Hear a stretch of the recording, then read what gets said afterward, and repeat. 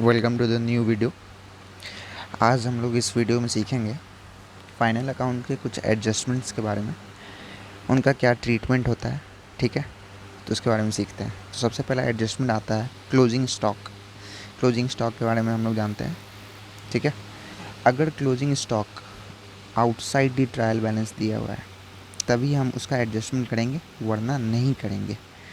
अगर inside the trial balance दिया हुआ है, इनसाइड द ट्रायल बैलेंस दिया हुआ है तो नो एडजस्टमेंट होगा। नो एडजस्टमेंट, कोई एडजस्टमेंट नहीं होगा क्योंकि वो पहले से ही एडजस्ट हो चुका है। ठीक है, उसका कोई एडजस्टमेंट नहीं होगा। अगर आउटसाइड द ट्रायल बैलेंस दिया हुआ तब क्या करेंगे। आउटसाइड द ट्रायल बैलेंस दिया हुआ तो सबसे पहले क्रेडिट साइड के ट्रेडिंग अकाउंट के क्रेडिट साइड उसको लिख देंगे। ठीक है, क्यों ऐसा? क्योंकि हम लोग को cost of good sold fine करना है। Cost of good sold fine करना है। ठीक है, कॉस्ट ऑफ गुड सोल्ड के बारे में अगर आपको नहीं मालूम है तो मैंने पिछले वीडियो में पिछला वीडियो इसके ऊपर बनाया था। ठीक है, उसका लिंक मैं डिस्क्रिप्शन में डाल दूँगा, आप देख सकते हैं अगर आपको नहीं पता है तो। ठीक है, तो cost of good sold fine करने के लिए ट्रेडिंग अकाउंट के क्रेडिट साइड में इसको लिखा जाता है। ठीक है, और साथ ही साथ क्लोजिंग स्टॉक हमारा एसेट होता है तो इसलिए वो बैलेंस शीट के एसेट साइड में आ जाता है। ठीक है, बैलेंस शीट के एसेट साइड में आ जाता है। ठीक, ये रहा हमारा क्लोजिंग स्टॉक का एडजस्टमेंट। ठीक है, और इसमें इस वीडियो में एक और एडजस्टमेंट सीखेंगे। वो दूसरा एडजस्टमेंट क्या है? दूसरा एडजस्टमेंट है आउटस्टैंडिंग एक्सपेंसेस के बारे में। ठीक है, हम लोग आउटस्टैंडिंग एक्सपेंसेस के बारे में सीखेंगे। तो आउटस्टैंडिंग एक्सपेंसेस में क्या क्या आता है उस पर ध्यान देते हैं।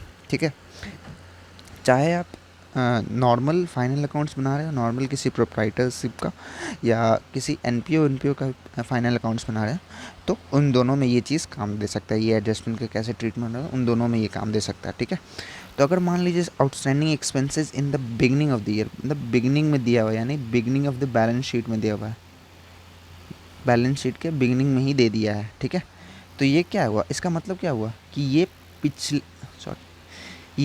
पिछले साल का लाइबिलिटी है। ये पिछले साल का लाइबिलिटी है, इस साल का लाइबिलिटी नहीं है। यानी कि पिछले साल मेरा ड्यू हुआ था लेकिन मैंने इस एक्सपेंस को पे नहीं किया था, इसलिए ये मेरा पिछले साल का लाइबिलिटी, इस साल का लाइबिलिटी नहीं है। तो जब भी हम इस साल वो एक्सपेंस पे करेंगे तो सबसे पहले पिछले साल वाला हम लोग पे करेंगे।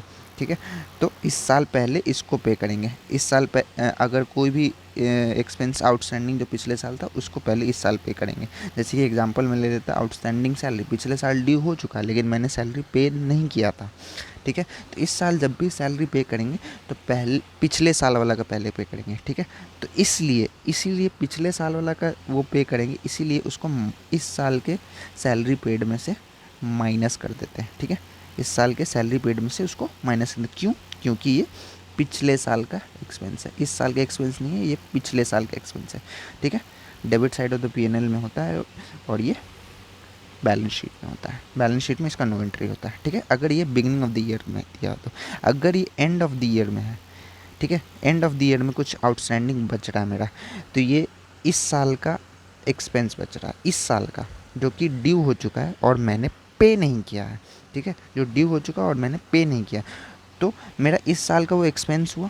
ठीक है, क्योंकि ये इस साल ड्यू हुआ था इसलिए वो इस साल का है, इसलिए वो ऐड हो जाएगा इस साल के सैलरी पेड में ऐड हो जाएगा। क्यों? क्योंकि ये इस साल का है।